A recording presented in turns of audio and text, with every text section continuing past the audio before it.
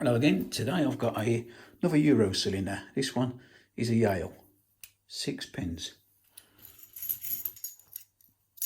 That's the bit in on the key. Now I've only opened this once and it wasn't on camera, so I thought I'd have another go and see if we can get it on camera. Obviously security pins in it, being a Yale. So if I go quiet, you'll know I'm giving it my full concentration.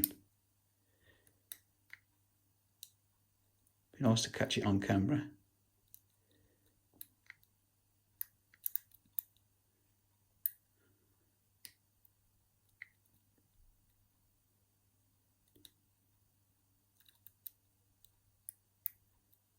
Trying to get close for you, but trouble is when you're picking in your hand, sometimes you're concentrating more on keeping it in the frame than you are actually getting the lock open, and that's where you can struggle.